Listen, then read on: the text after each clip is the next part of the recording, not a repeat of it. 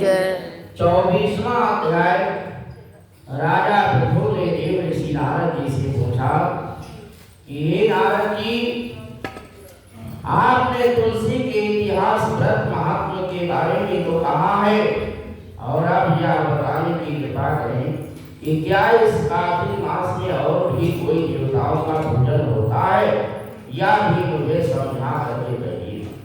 श्री नारद जी ने कहा कि पहले समय पर्वत के निकट कर्तिपुर में एक धर्मात्मा धर्मदत्त नामक ब्राह्मण रहता था, और वह भगवान विष्णु के सब व्रत करता था और आंखों बाहर उसकी भक्ति में तल्लीन रहता था।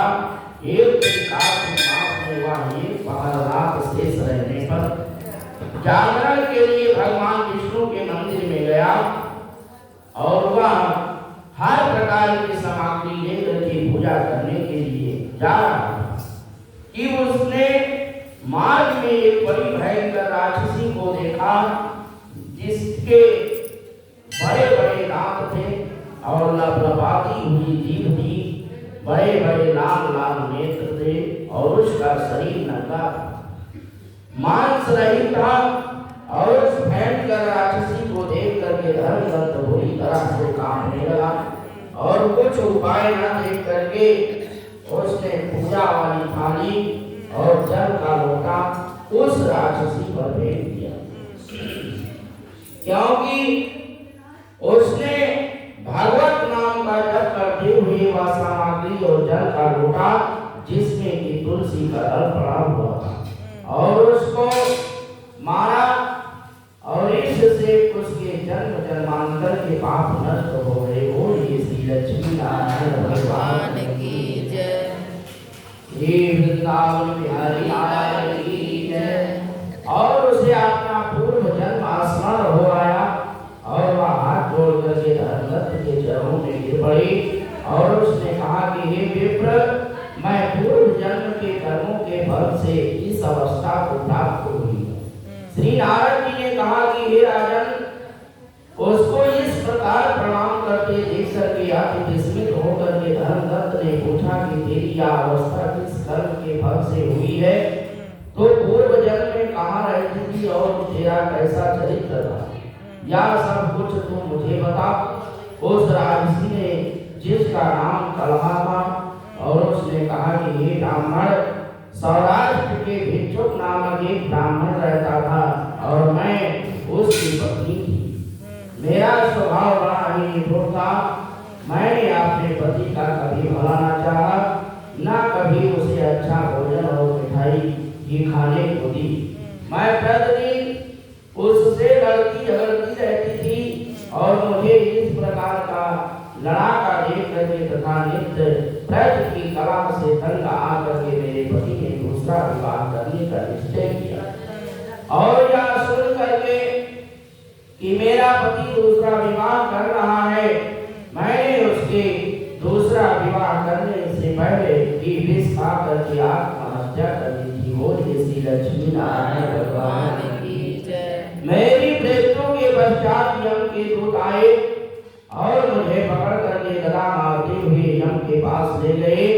यमराज ने मुझे देख करके चित्रगुप्त से पूछा कि हे चित्रगुप्त, इसने क्या कर्म किया है, जो कि कर्म इसने किए हैं, अब इसको उनका फल भोगना होगा।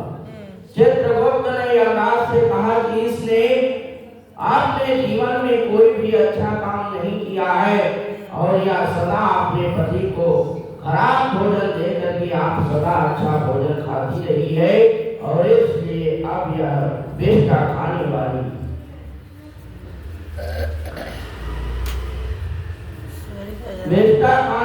सुकरी का जन्म दिया जाएगा। और चूंकि यह अकेली ही पाक के बर्तन में भोजन करती थी, इसलिए अपने बच्चों को खाने वाली बिल्ली हो। और इसने चूंकि अपने पति का क्रोध करके आत्मघात किया है, इसलिए यह प्रेत योनि में जाएगी।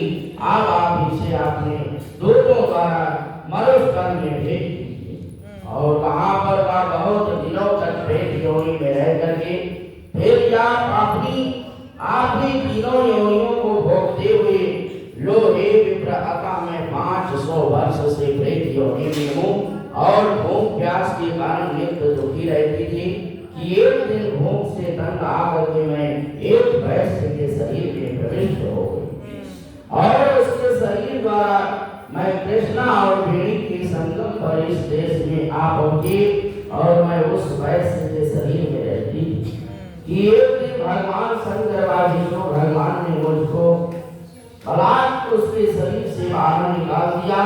फिर मुझे आप दिखाई दिए और आपके लोटे में से तुलसी का जल का छींटा मेरे ऊपर पड़ा जिससे कि मेरे सब पाप नष्ट हो गए। बोलिए श्री लक्ष्मी नारायण भगवान की, श्री तुलसी माता की। हे विद्वान, आज मुझे क्या बताइए कि आगे होने वाली तीनों योनियों और इस प्रेत देह से मेरी मुक्ति किस तरह होगी। धर्मदत्त कलाह की बात सुन करके और उसके पिछले कर्मों और उसकी वर्तमान अवस्था को देख करके बड़ा दुखी हुआ और उसका दुख देख करके उसका चित्त विकल गया। फिर उसने दुखित भाव से कहा, बोलिए श्री लक्ष्मी नारायण भगवान, श्रीमन नारायण